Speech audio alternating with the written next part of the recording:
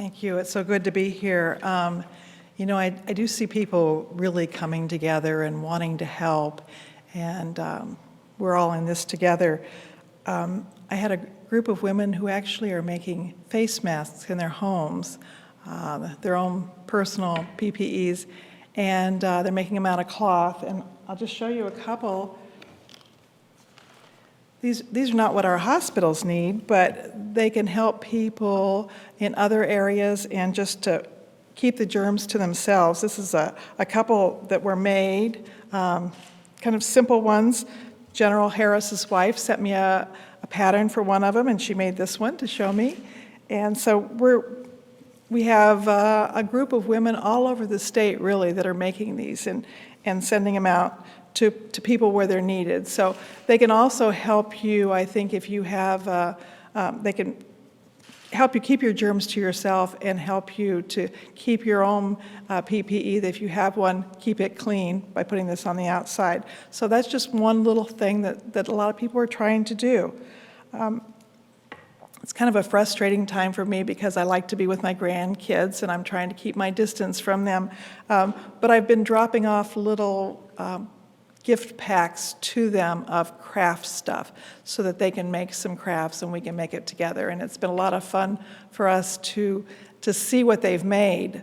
This morning I dropped off a package that had things to make caterpillars, some finger paint, that they can make handprints, can make the very hungry caterpillar, and some clothespins with tissue paper so that they can make butterflies. Because next week I'm going to read that book, The Very Hungry Caterpillar, to the kids, and I want to see what my own grandkids can make. But we've had a lot of fun as a family actually sharing our pictures, and the kids are sharing them on Zoom and FaceTime, and I'm watching my little granddaughters do TikTok every day, a little different dance, and so that's been a lot of fun for us. And of course, there's still writing letters. Everybody can write letters, and Mike's got a couple of letters from the kids, and it's really been fun. We can still sign up for the Ohio Governor's Imagination Library. Last week when I talked about it, I think since then we had about 4,000 people sign up. Now remember, it's going to take about 8 weeks until you get your first book. And it may take a little longer than that because a lot of this is done by volunteers. But you can go on to ohioimaginationlibrary.org, sign up for the books. It's available almost everywhere in Ohio. This is a book in the mail every single month from the time a child is born until they turn 5 years old. So sign your kids up. And I've been making lots of recipes. Actually, today I'm going to post 2 recipes that I made for soup. One of them is for black bean soup. If you went to the food bank or something, or if you bought a lot of beans, this is kind of an easy recipe that takes 3 cans of black beans and lots of good seasonings. And so it's a very delicious. I made it for Mike and I for dinner last night. It's very good. I'm also posting a recipe for Tina Husted's mother's Italian soup. It was in the cookbook that Tina and I did together for the election, and it's a fun recipe. It actually, in her recipe, she uses Bob Evans sausage. I didn't have Bob Evans sausage, but I had some Steve Evans sausage, so I substituted that. I didn't have tomato juice, but I substituted a can of tomatoes as well as a can of Rotel tomatoes to give it a little spice. And all these recipes, you can use what you have. We don't have to follow a recipe exactly, especially if it's something like a soup. So use what you have and kind of come up with new flavors. And I think, what we really have to think about is the memories we're making for our kids. How is this going to be remembered, the virus? How's this going to be remembered in 10 or 20 years? And if you ask us, we're going to talk about the anxiety and stress and how hard we worked and to help prevent this. But what will our children say? Aren't the kids, are they going to say, this is the time that I got to spend so much time with my mom and my dad, and we read books together, and we cooked together, and we just had all sorts of great memories? I have one grandson who's decided to cook his way through my cookbooks, and he's had some real successes. The banana bread was really good. Yesterday he tried to make Buckeyes. They were a little sticky, he said, and he needs a little more training on that. But think about what it's going to be like for these kids. Is this going to be a special time for them? If it's a birthday party, I saw on Facebook one family that they called all the kids that were supposed to come to the birthday party, and they drove by and honked and gave birthday wishes just from the car. Are we going to think of creative things like that to do? So I think we have to think of this as a time that we have to do extra special things with our kids to make it really good. Thank you.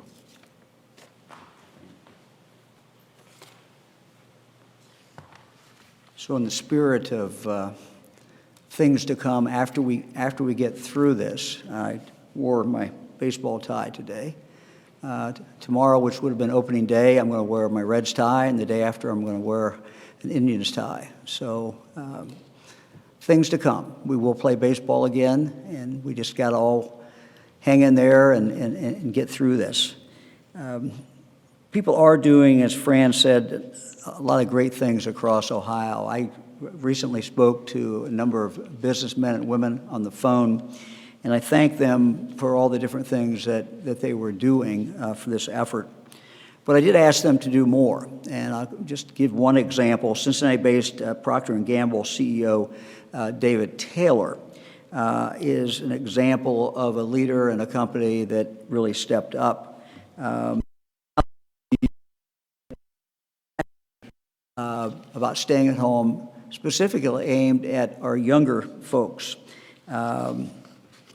P&G helped engage a very popular person on a very popular social media platform. 15-year-old Charlie DeMello has 40 million followers on TikTok. That's the most followers of anyone on TikTok.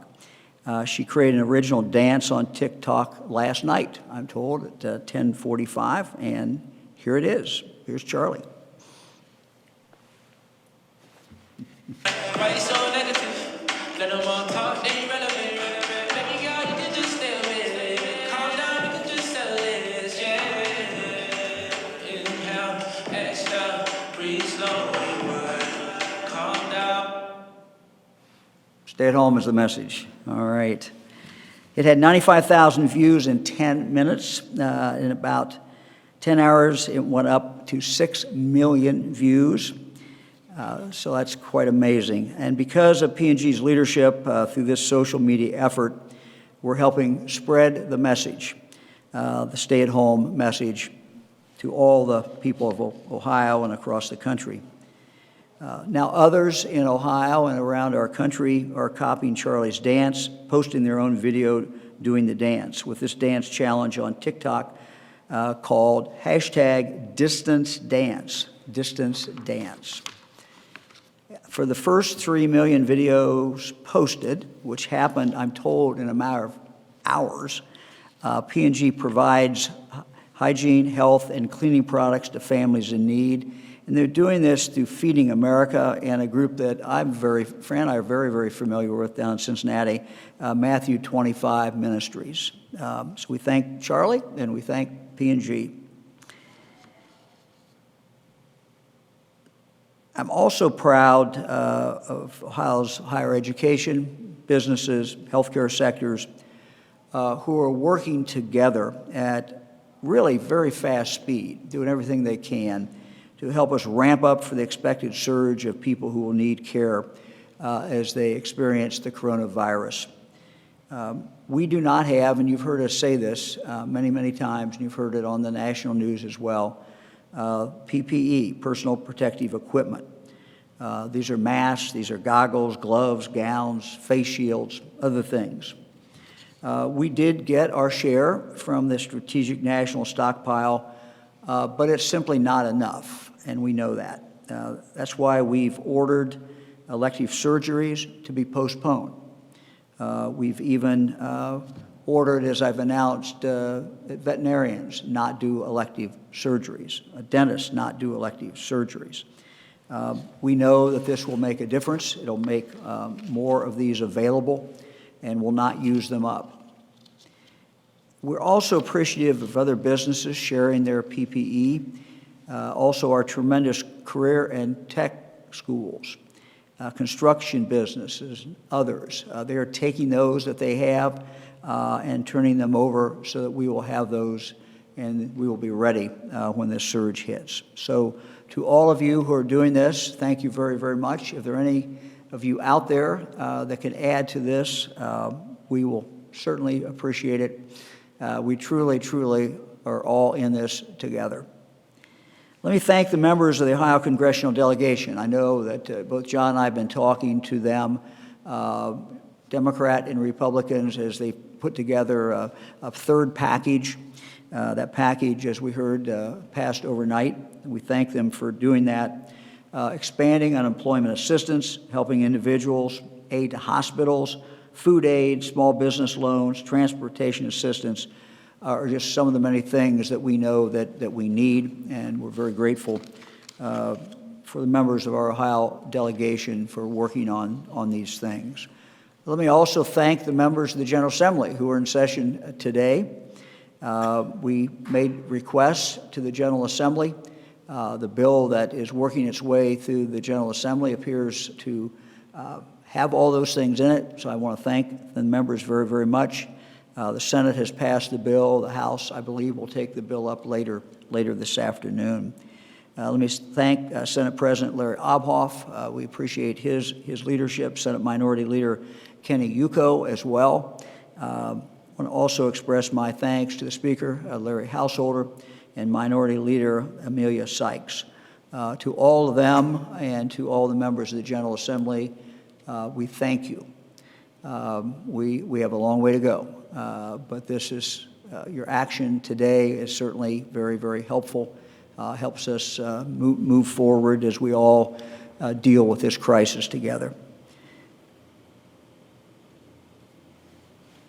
Let me just now turn it over to Dr. Amy Acton. Amy, you can give your report for the day. And good afternoon, everyone. I come to you today after spending the morning at our Emergency Operating Center. That's really the hub of incident command for our public health and statewide response. You're going to be potentially seeing me coming from there in days to come as we really focus in on our response going forward. So stay tuned for that. But I'd like to start out, as I always do, with some of our data, and we can go ahead and pull up our numbers. But I'll start, first of all, by sharing with you that we do have 704 cases at this point. We know that that is, again, the tip of the iceberg for us because our testing is still so limited. The age range for that still is from February 7th through March 25th. I'm sorry, the date range of onset to stopping the start of symptoms. But the age range is from under 1 to 94. I just want to note for the media, there was a mistake. A lab had reported out a wrong age yesterday. I had said 95, but I'm told they made a correction at one of the labs. So it is under age 1 to 94 with the median age of 51. The age distribution is fascinating to me, and I'll cover that in the slide here in a second. But we do know that some folks had asked about the sex differentiation, and it's getting a little more close now as we have more numbers, 333 females to 371 males. So that's about 47% females, 53% males. So it's getting closer as we get better data. 182 hospitalized, 75 in the ICU, and long-term care facilities that are hospitalized is 24. Healthcare workers, 116 healthcare workers in that batch of cases. So I say all that to say we now also are reporting 10 deaths in the state of Ohio. That data is actually coming to you at an earlier time. We're moving the time we report the data. We made those final numbers today at around 11 a.m. and we're trying to move that reporting time sooner. Stay tuned because we are going to be doing through our website more real-time data reporting. We're also going to have a lot more interactive graphs on our website. I am following the media to see what questions you're asking or what data you're interested in. And again, I appreciate that because it causes us to rethink some things and try to get that to you. It might take a day or two to get all that to you, but let's take a look. Let's go back to the first graph, if you might, of what we have. So this will remain, and again, will be on our website by counties. And somebody asked, are we reporting this every day? Our county data will be reporting it pretty soon. It'll be interactive, but it's still, we're in well over half our counties, moving toward 3/4 of our counties now. But some of that, again, has some error in it. I just have to always add an asterisk to our data as we learn more each day. It's reported sometimes by where they were tested and not where they live. And you can see the rise in cases. So we went up by 140 cases since our last reporting, and we reported earlier today. So we'll see a big leap tomorrow. Next slide. Again, just letting you know again, 704 people total tested. This is a new number for us. We've been wrangling, trying to see, we have so many testing sites between hospitals, private labs, and our public ODH lab. We know now that 14,764 as of today have been tested. We're still having trouble on the negative numbers. People are wanting to know how many negatives. I've seen roughly in some areas a 5% positive test, but I don't have enough data to give you a firm on that yet. And again, healthcare workers is an interesting one because we know they're higher risk. We're also testing them more because they are in that high risk group. So we do know that 16% of the cases being healthcare workers. Next slide. Another interesting thing we're following is how many have been hospitalized versus not. Remember, I've told you that most of us won't be hospitalized, but we are seeing approximately, over 20% right now with our data being hospitalized, and of the hospitalized, a good percentage, over half being in an ICU unit, needing more intensive care. So 11% of our total cases right now requiring ICU. ICU is what we're going to be following in the days to come. It's really important because all of this, all the work you're doing, and all of what the actions we're taking are to take the pressure off of our healthcare system and our ICUs. We know that we're going to need to double the amount of capacity that we have in ICUs in the day to come, and that's work I'll be sharing with you soon. Next slide. Yeah, the age range to me is a little bit fascinating. We know that 70% of our cases are going to be over the age of 40. What's interesting, and I think we're seeing this around the country, is you're seeing that middle age group. Early on, and certainly in China's experience, it was really skewing older.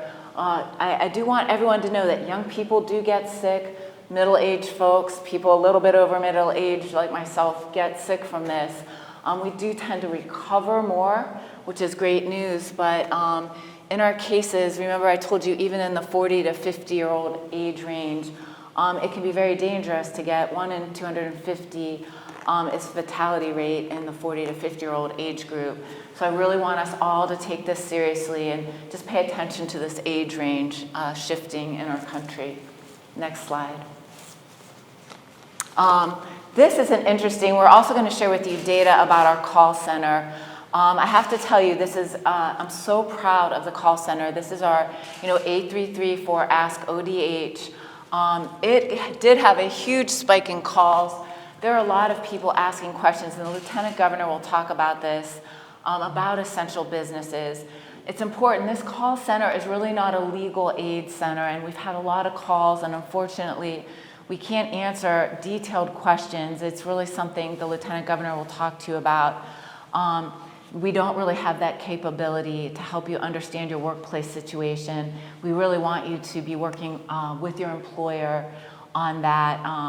But there is a lot of information on our website. So if you get hung up when there's a lag time in answering the call, please do go to coronavirus.ohio.gov.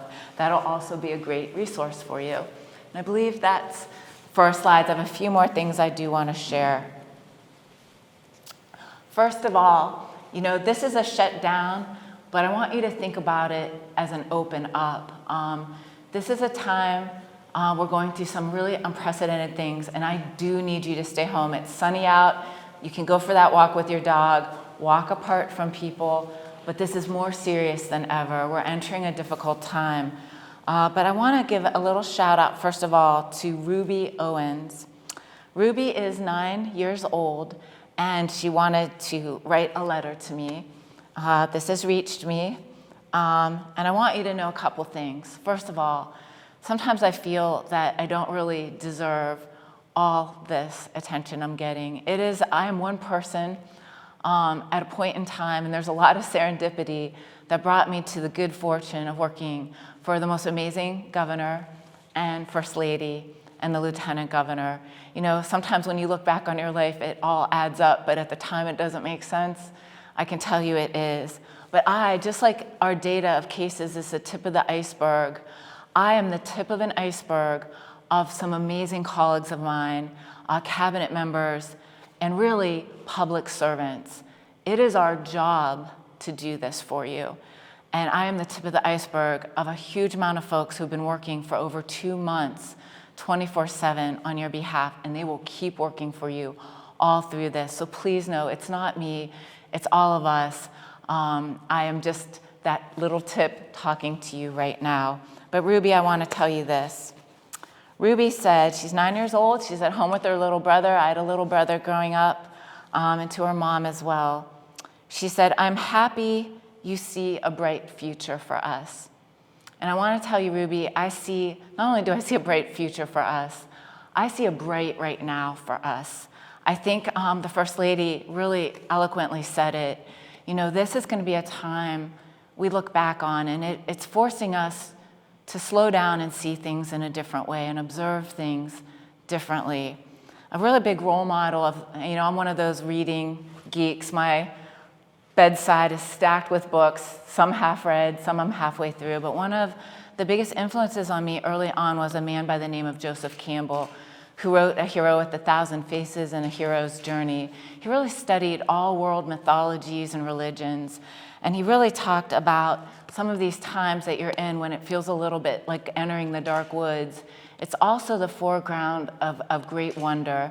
And I've seen that time and time again. Every day I'm having a hard day, right in the middle of the hard thing is the gem of the innovation that's going to become the next great thing we do. And I want to say to you, Ruby, in your interest in STEM, I'm really proud of you, and I'm really proud of all the young people at home. I want you and all of you at home to don your cape, don that cape, keep being a force for good, and keep staying home, spreading the word, and doing the good acts that were shared with you. So thank you, Ruby. John? Great. Thank you, Governor. Thank you, Amy and Fran. Right now, my daughters are at home. They get their science lesson from Amy at these 2 o'clock briefings when they're doing homeschooling. They do the home ec portion of it that Fran talked about with cooking, and I know I talked to my wife last night, and she was talking about what a gift this is, an unexpected gift that they're getting to bond and grow closer together as moms and daughters, and I hope that's happening for your family in these very difficult times. I know that the governor touched on this a little bit. It's worth reiterating. We appreciate the members of Congress that are working to get this final legislation passed for us. I know the Senate worked on it. The House is going to work on it. The relief that's in that package is incredibly important for us to do what we need to do to serve the people of our state and nation. I will also add a reiteration of what the governor said about thanking the legislature. A lot of the things in that package that they're in the process of completing today will give us the tools we need to better serve you, including some of the licensure extensions that I know many business people have been asking for. One of the things that we heard from people in the healthcare supply chain and in the food supply chain is that they needed more drivers to be able to and to make sure that they're delivering packages on time. We received notice today from the U.S. Department of Transportation that they're cutting what we'll call some of the red tape that stands in the way of obtaining and renewing commercial driver's licenses for these delivery of these supplies. You can find out more information on this if this affects you at coronavirus.ohio.gov/business help. So that information is available for you there. I know the Trucking Association was really important to them that they got that done, and we're there with you on this. Also adding, for utility assistance, typically the Home Energy Assistance Program, that the federal government Home Energy Assistance Program runs from until the end of March. We have the ability now to run that program until May the 1st, so that income eligible Ohioans have access to that funding to provide them energy, heating assistance. That's also available for further information at coronavirus.ohio.gov/business help. Also worth mentioning, I know a couple days ago we had trouble with the unemployment website. The team worked diligently to get that fixed. It was up and running all day yesterday. It's been running so far today without any problems at unemployment. That unemployment site, unemployment.ohio.gov, is available for you to use. Now, something that I know that the governor and I and Dr. Acton, we get a lot of questions on as it relates to the stay-at-home order, and in particular, the essential business component. We get a lot of questions, and we ask you to just simply read the order. It's on the website at coronavirus.ohio.gov, and it's under the tab Director's Stay-at-Home Order. You need to use your own good judgment of the plain reading of that order to make your determinations. It's worth reiterating again. Businesses, you do not need a letter, a certification, or a clearance of any kind that would come from us or be issued to you by anyone else.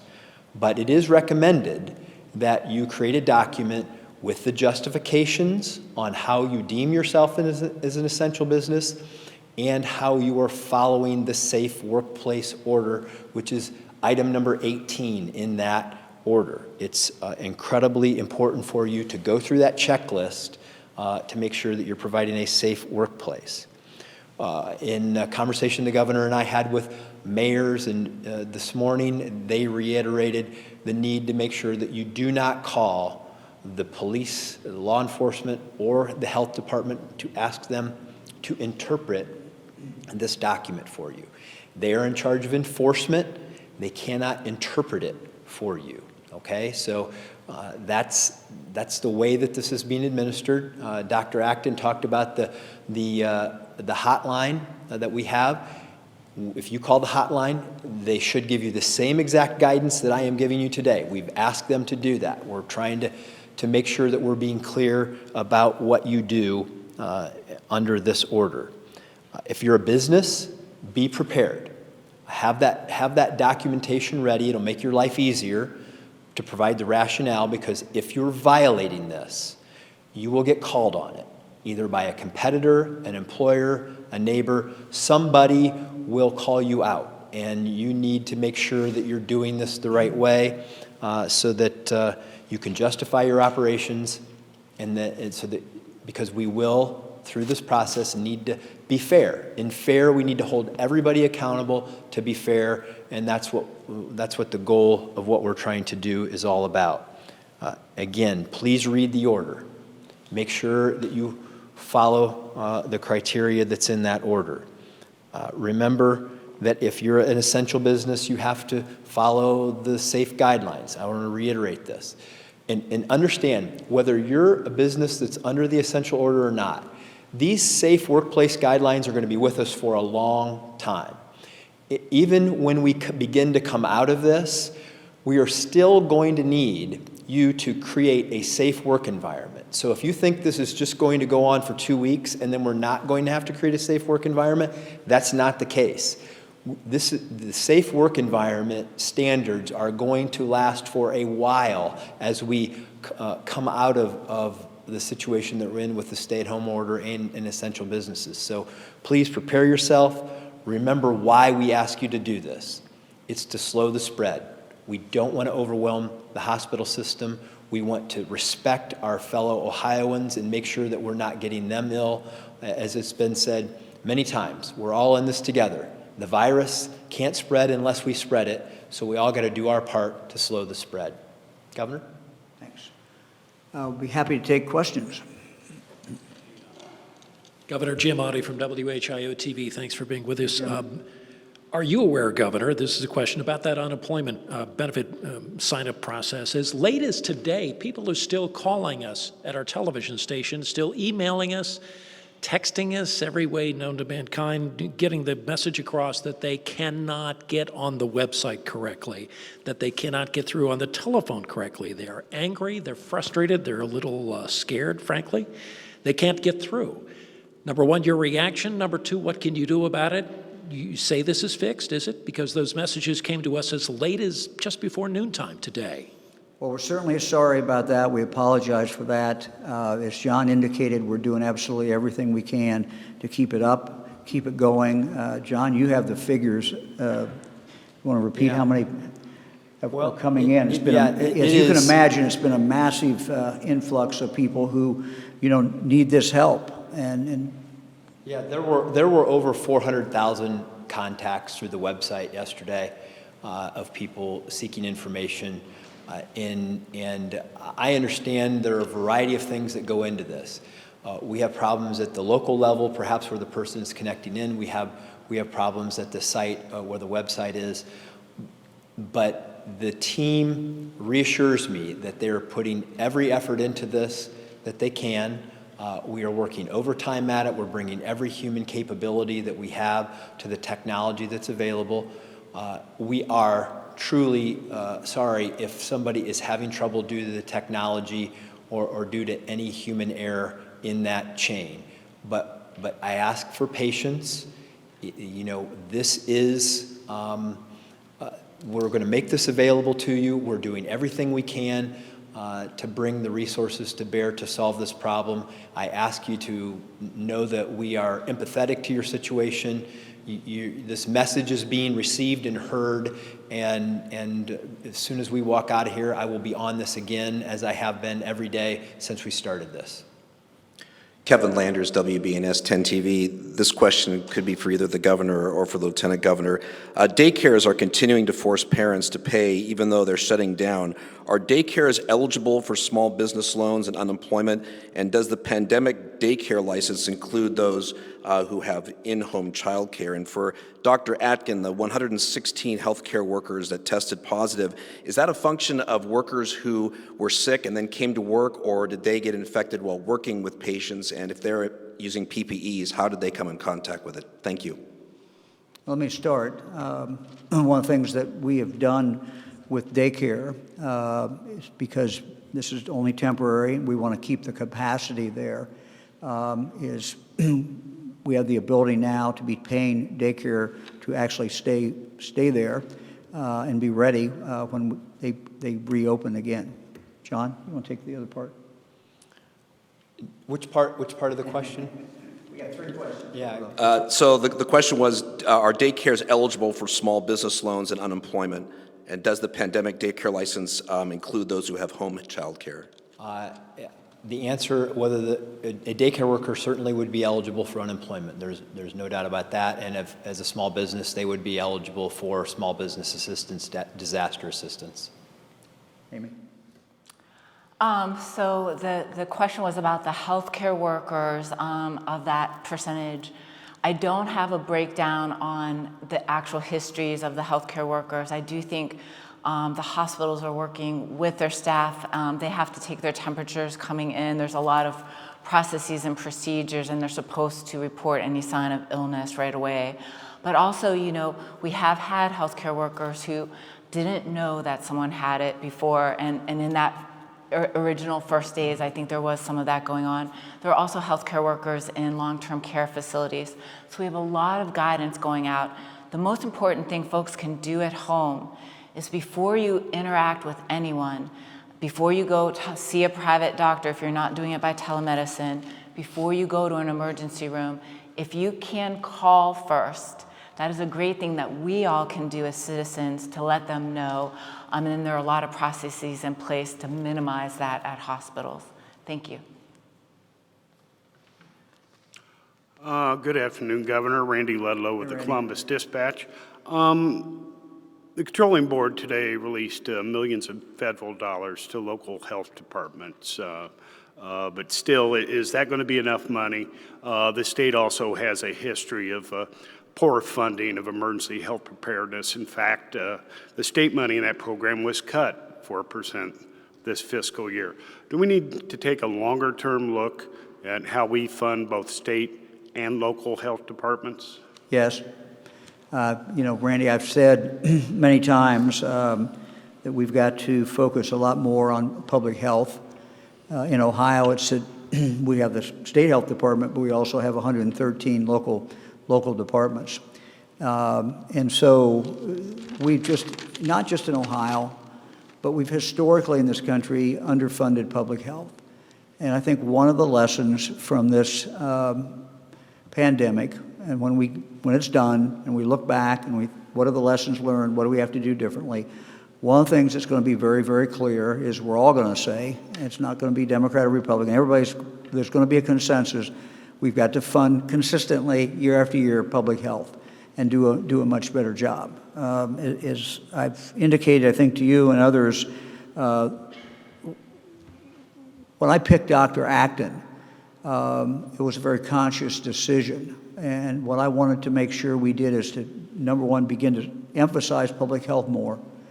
At the same time, I realized that if you looked at the issues facing the state and the challenges facing the state, so many of them, from drug addiction to mental health to other health problems, so many of them are intertwined with health. And so many of the challenges that we face. And so I want someone who could be a spokesperson, someone who is articulate and can talk directly to the people of the state. I had no idea, obviously, that we were going to end up with this and that Dr. Acton was going to be on TV every day at 2 o'clock. But that was my focus on public health. And what Dr. Acton has been working on for the last 13, 14 months since she took that position is to build up public health around the state and build it up from the state's perspective as well as local. So absolutely, we have to invest more and we have to do it consistently year after year. Okay, one more quick question will be read to me. Are you aware of any confirmed or suspected cases in adult or juvenile prisons? I am not, no. No, I'm not.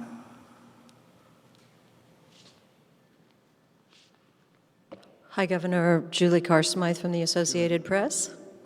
I just had a question on the order with regard to essential businesses. It sounds as if the local health departments and local law enforcement and now the call center are being really inundated with questions about this. Could you talk a little bit about why you decided not to be more specific, not to itemize the kinds of businesses you were speaking of in that order? Well, I'll start the answer. John was directly involved in writing it. There's a limit to how specific you can be, because if you say a certain business, then the question is, well, what actually is that business doing within that? Or are they involved in something that is in fact essential? Then you get into the other question, are they involved in the chain that leads into that business?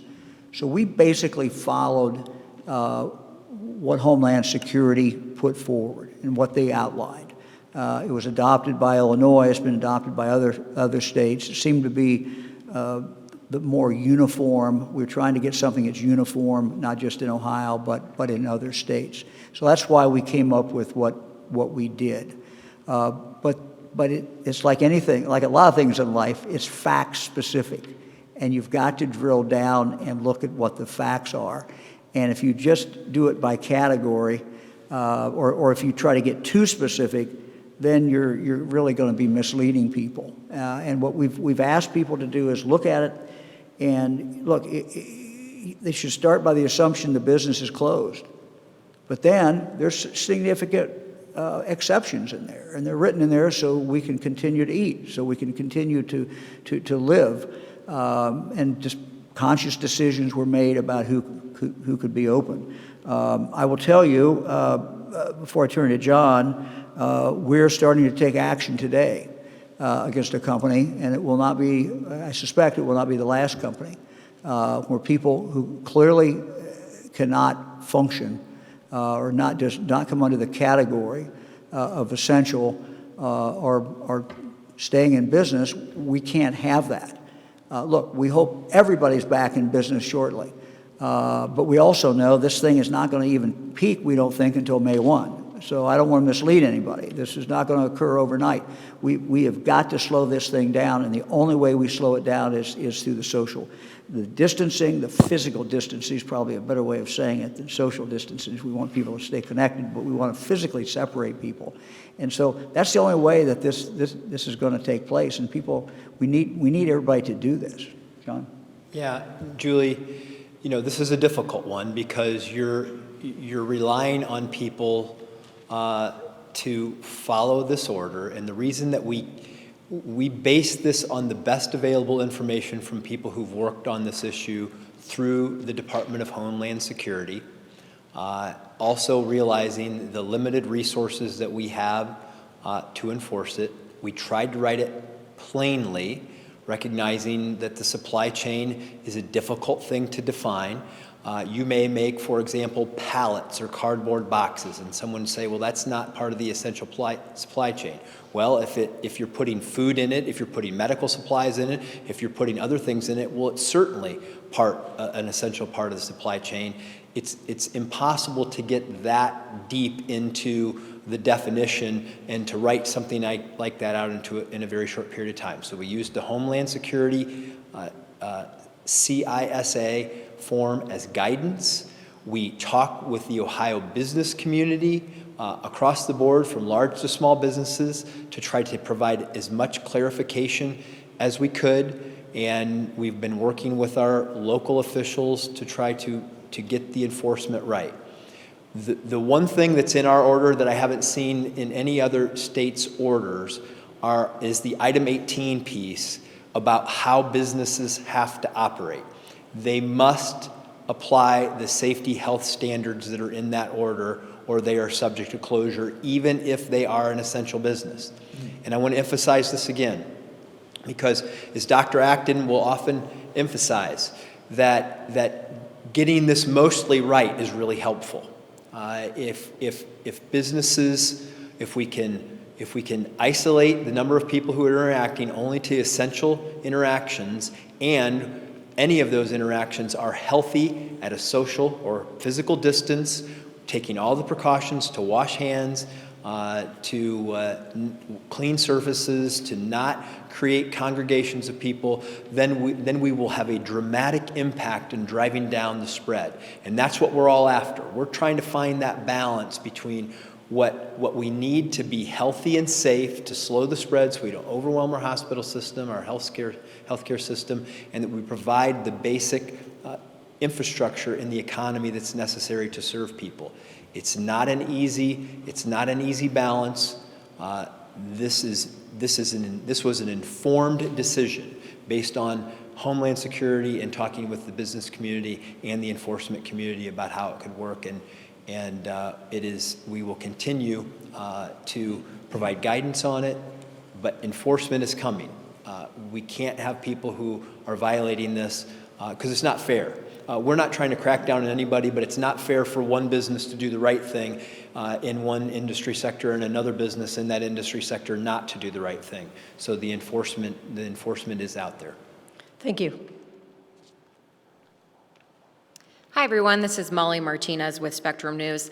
I have a viewer question today from Michael Lawrence. He says he is the development director of a homeless shelter, the only emergency homeless shelter in Lake County. He's wondering what the plan is. He says he's in charge of 50 people a night, sort of in the same room. Will funding be unlocked to help the homeless, and sort of what is the plan for them? Well, it's clearly a problem when you have that many people together. But you also can't just turn them out. So we are working on that, and we'll have more coming. But it is a unique challenge, Amy. Yeah, Molly, I just want to add to that. One of my colleagues, as I said, we have a whole host of me, and Director Lori Chris, and a few others have taken on this mantle. You know, this is one of my closest topics, and all the people I know in the field have been reaching out. You know, it's been very hard for homeless people with medical conditions, ongoing. This has been an ongoing thing we were fighting to address in our communities. And so that is definitely top of mind. All of the social determinants of health, what our nonprofit communities are doing, that is all coming to bear. And as we go through these days, we'll be, as soon as we have a standard policy or something we can share with you or best practices, we are doing that. But there's a ton of behind the scenes work by some of the most amazing people and leaders in the field. Thank you. Thanks. Good afternoon, everybody. I'm Ben Schwartz from WCPO in Cincinnati. Governor DeWine, I know you and your administration have explained the actions you've taken as they've come, but now with where we're at now, I'm wondering if you can speak on the early kind of drastic actions you took compared to other governors and even the federal government, and what led you to that and how you feel about them today. Well, all our decisions have really been based on the best information that we could get. I will tell you, throughout my career in public service, as I look back on it,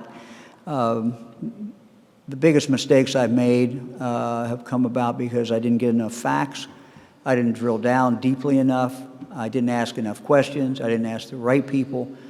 And so we saw this coming, as everybody did, and I started asking the questions. As you can see, I've got an amazing director of health. We also put together a group of 14 doctors around the state of Ohio who we call upon to get advice from. In addition to that, we reach out beyond Ohio to doctors and people who are doing the modeling, experts on pandemics. So we're gathering all this information as we could get it, and the decisions we made were really based on that. I think the essential job of government is to protect people, particularly the most vulnerable. And so these decisions, I'm not going to say they were easy, but they were decisions that we made based upon how do we protect people's lives, and how do we set Ohio up for the future. The first,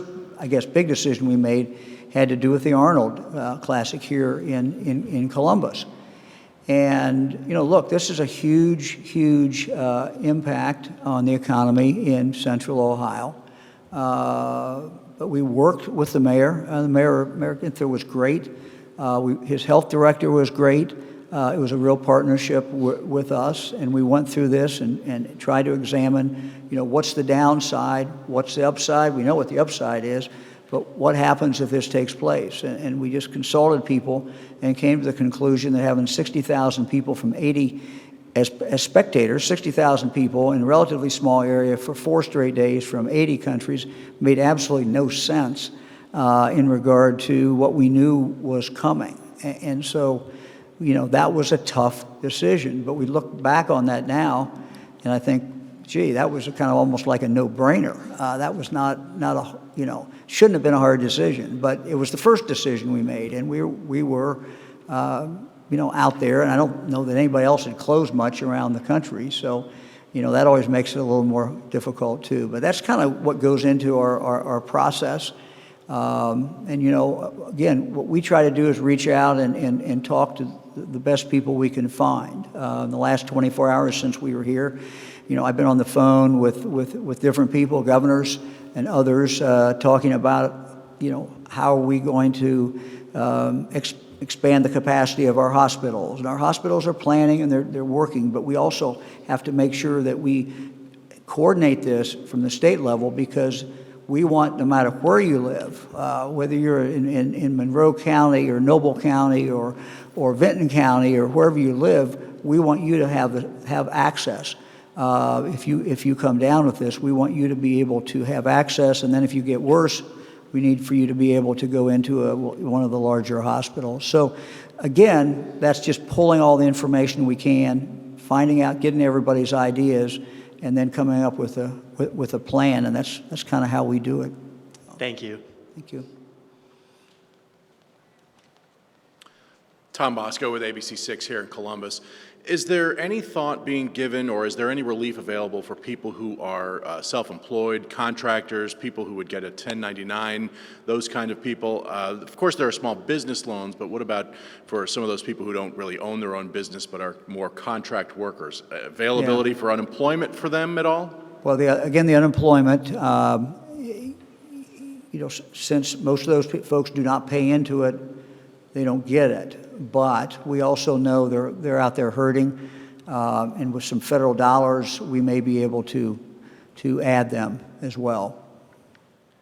I know John's worked on it. You got anything else, John? I'll add a couple of points here on unemployment compensation. The package that's moving through the Congress right now would have some relief for those those 1099 business owners, small business people, self-employed. So we don't know the details around that. The bill hasn't completely been finalized yet, but we will seek those details and be prepared to implement it as soon as we can. I want to touch on the issue regarding our unemployment compensation system, because when I got the question from Jim Oddie that it hadn't been running, I was very disturbed by that. I've immediately texted the director right from here, and she has assured me that all day today that system has been up and running. There have been no shutdowns of it. So unemployment.ohio.gov is up and running, where you can apply for unemployment, and she assures me that there have been no failures of the system today. That's one of the big questions we're getting from our viewers, is about the unemployment system. But back to the 1099 workers, I know you just said you have no details. Any idea if that looks like a one-time check or something like that? I wouldn't want to speculate on that, because one of the things what we really try to do is to give things that are accurate, and I wouldn't want to speculate and create a false expectation. We'll get that we'll get that out to you as soon as we know it. Thanks. Isaac Dreyer from WHIZ News. This is actually a question for Dr. Acton. Hi. This is about the numbers reporting that you were talking about, the effort to create more and more possibly real-time number reporting. Do you know if those numbers will become available via like a digital API or something like that for private aggregators or somebody that's interested in taking information from Ohio and other states? Yeah, eventually, and we have a big data warehouse. We're actually part of something called Innovate Ohio, which is this really amazing data lake and platform. We've been an early adopter of that, set about 70 data sets loose for researchers and the public this year. And so as we sort through this, there will eventually, and I'm not sure all what is available now, but public data sets available. We have a lot to learn from what we're doing here, and eventually there'll be, as I mentioned before, a whole post-mortem or a after action, and so a lot of other researchers I know would love to look at some of this data. So I'll give you more up on that. I want to tell you that we've brought, we're working with people all over the country, even over the world, but we have within Ohio this group of data scientists, data analytics, and modelers, both on the health side, but also on the health economic side and then the general economic side. There's a group of them getting together, and I've even told them to reach out to some of the media folks who really love numbers too. But I have a nickname for them now. I'm calling them the Force, because we ended a call once and the modeler said, "May the Force be with you." And being of a certain age, I guess that's all ages now, I'm calling them the Force. So, thank you. Yeah. Adrienne Robbins, NBC4, and I have a couple questions for Dr. Acton. One being the numbers you talk about are healthcare workers and the percentage of the cases we're seeing from them. Is there a certain percentage or a number of healthcare workers where you're going to be concerned about the level of care that people will be able to get? And I was wondering, too, if you could just clarify, a lot of people are making masks, and it's great to see them wanting to help. Can people actually use those masks, or should they be spending their time doing other things? Yeah. So I want to, first of all, start with the first. Healthcare workers, our frontline responders, they are precious to us right now. And, remember, most of us will get sick. Healthcare workers will go home and be around their kids who might have been exposed or someone in their family might have traveled. So we'll expect that a certain amount of healthcare workers will get sick. Again, like the 80% of us stay at home. That's the most important thing, is that they're honest about it. And they stay at home and they recover and get back in.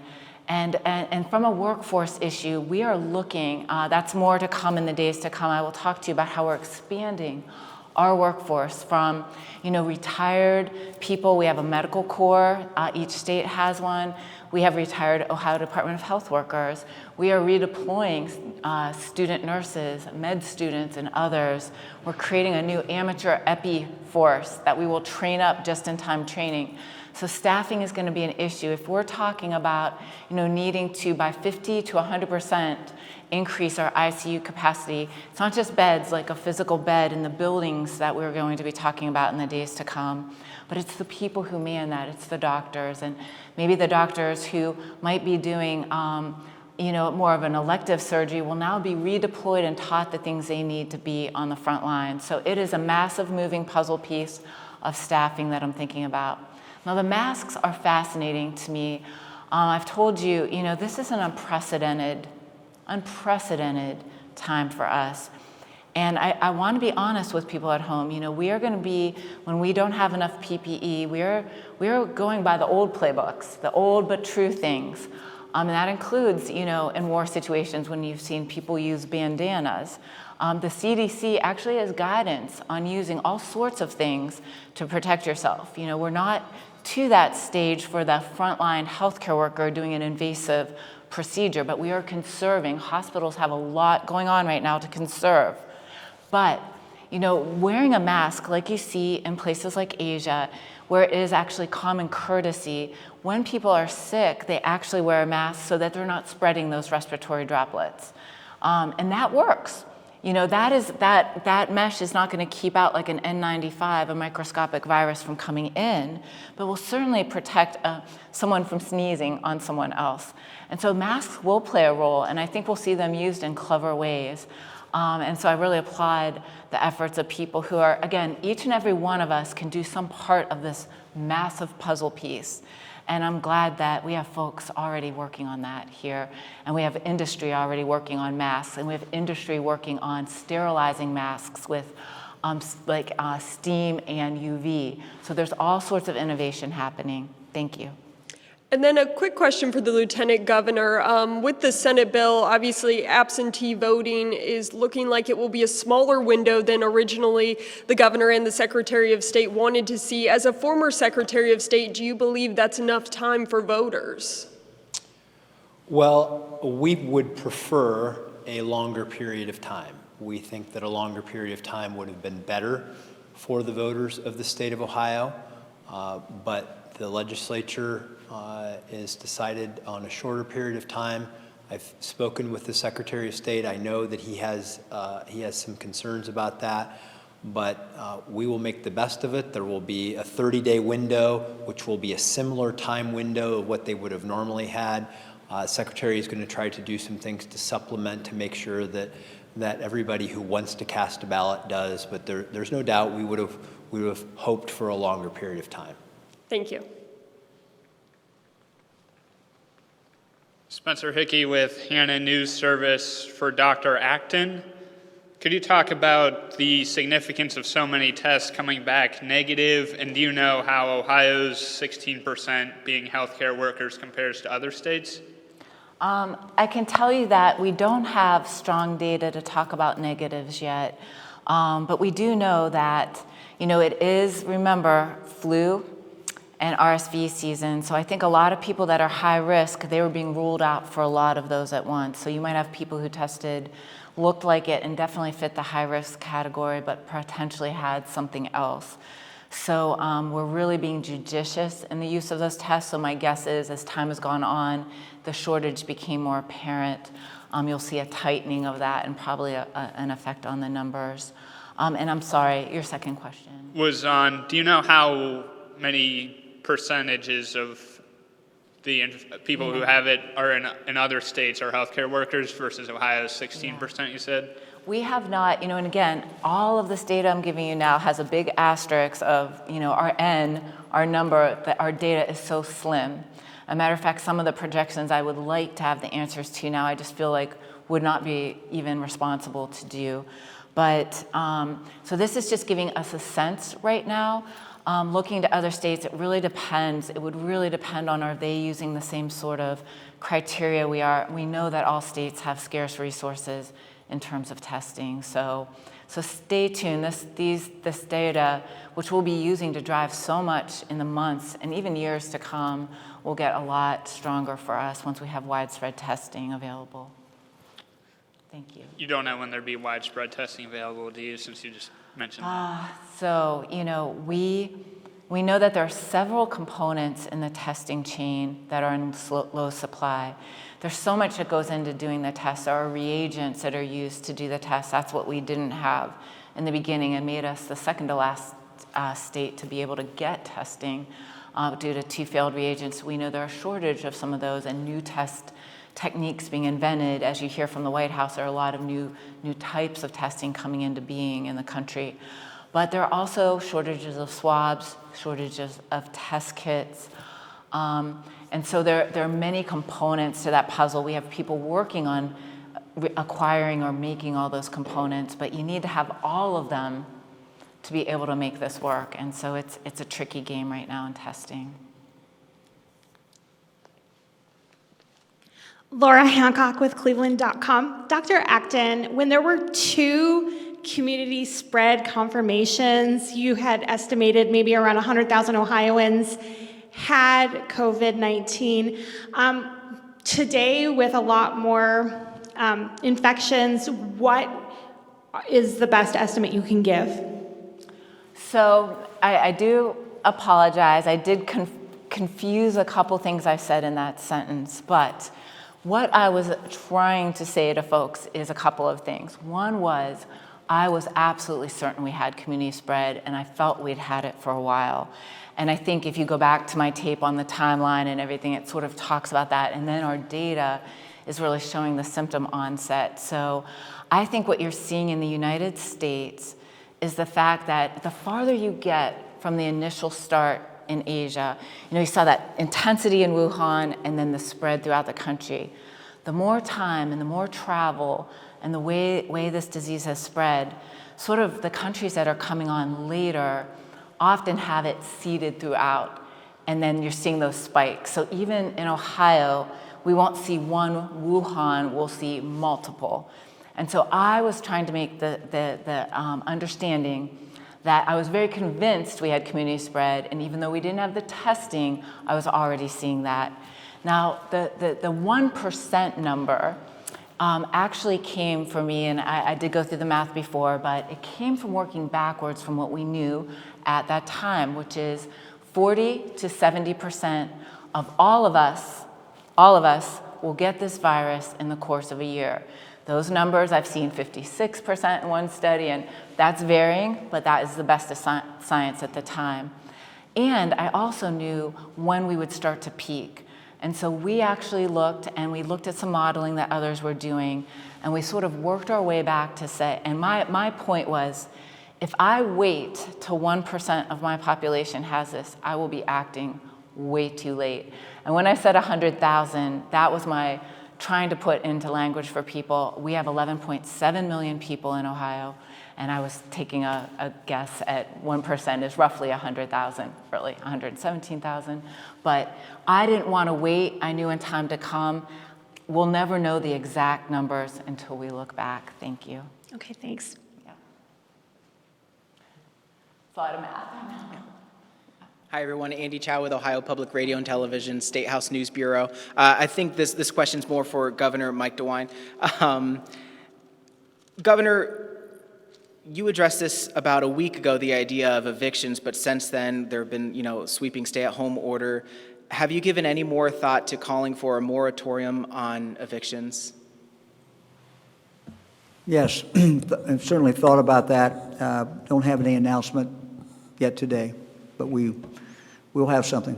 I guess if you don't want to go into specifics, do you have any message for people who are not? I mean, look, many people are already making the conscious decision. You've got bankers, for example, who are making the conscious decision to work out something. People who can't pay, small business who can't pay, people who have met their mortgage all along, now they can't. Same way with homeowners. So, we all are all in this together.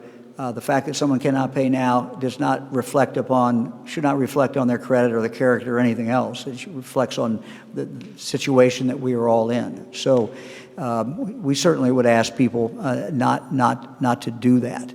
One of the challenges is making a complete stop on evictions. Is that evictions can be for things other than not payment. So you could dream up a horror story and why someone really needs to get someone out of a place. But as far as not being able to pay their rent, people have been able to pay the rent. We certainly would hope people would hold off on that. Thank you.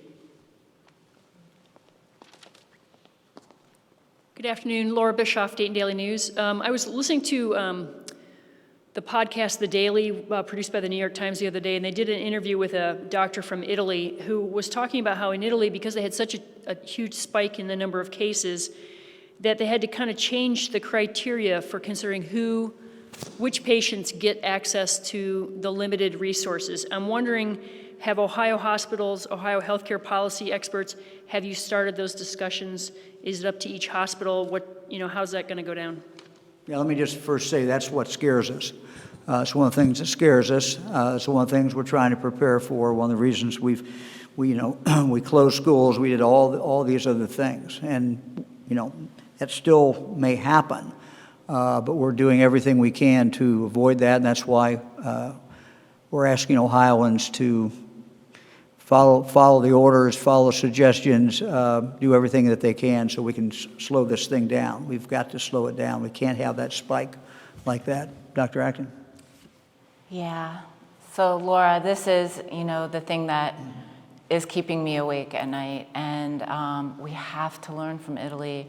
That's why every day and every person matters. You've got to stay at home and we've got to slow down and stop the spread.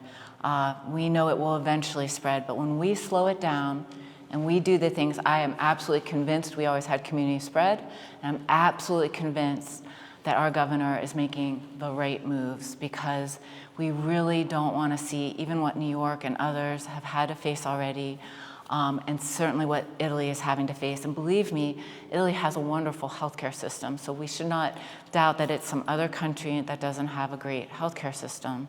I've studied health systems all over the world. I should tell you that this is something the CDC does have guidance on. The Institute of Medicine has published on this. And as far back as 2016, my health department and then Governor John Kasich had looked at these issues under the context of Ebola. So there is, in the world of health preparedness, an ongoing dialogue about this. These are ethical, difficult decisions. They're being held, these conversations are held collectively. We absolutely plan for every scenario. We work from the worst case and try to get ourselves back away from that. And so, but those are things that are ongoing discussions.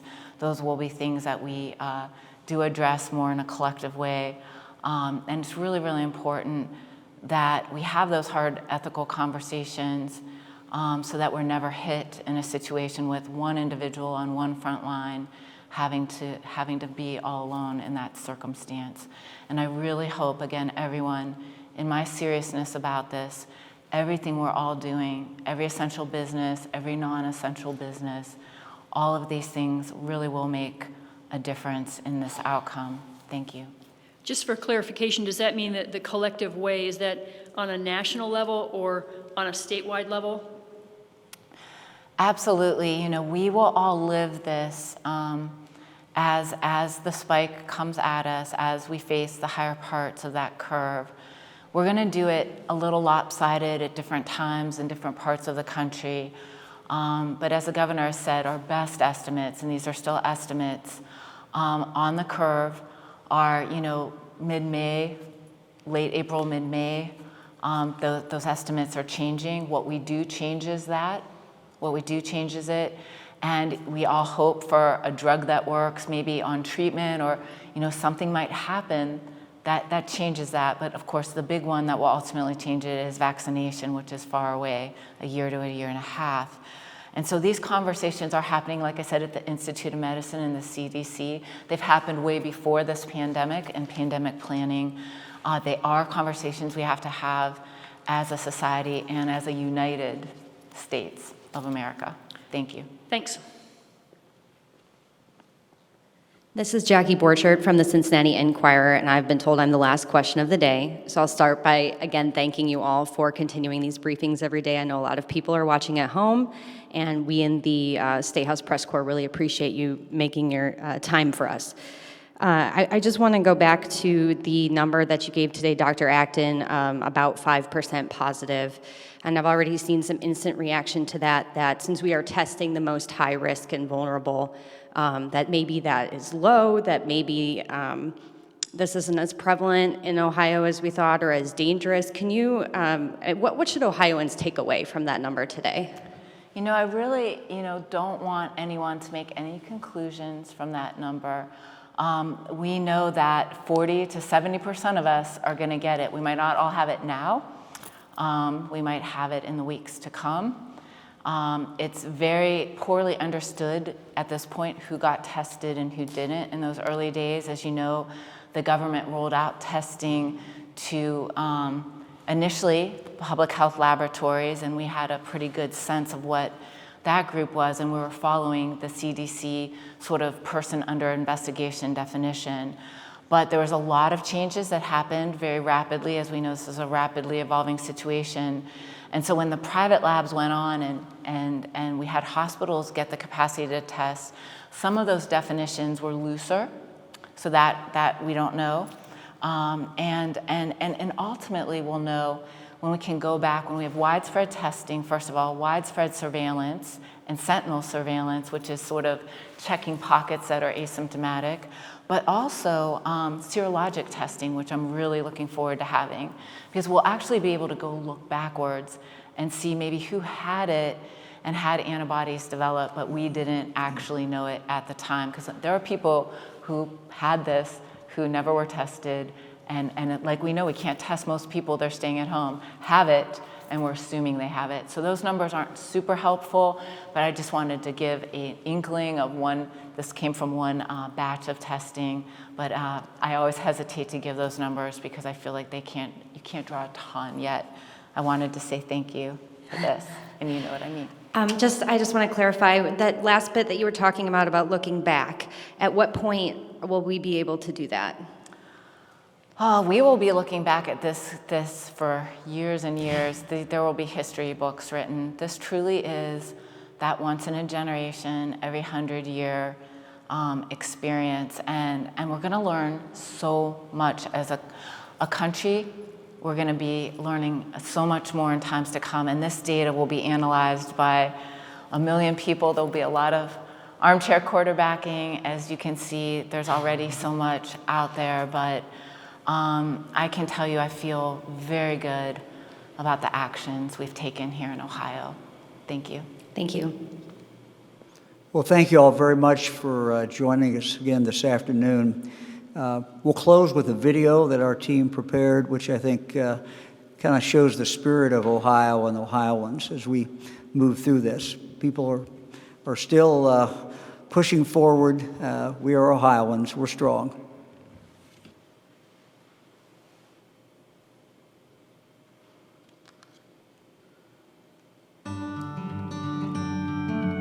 We've always been Ohio strong. And now, we need that strength more than ever. It's up to all of us to stay home, stay positive, and stay healthy. And even though right now we can't gather together, in Ohio, we will always stand together. Thank you all very much. We'll see you tomorrow at 2. Thanks.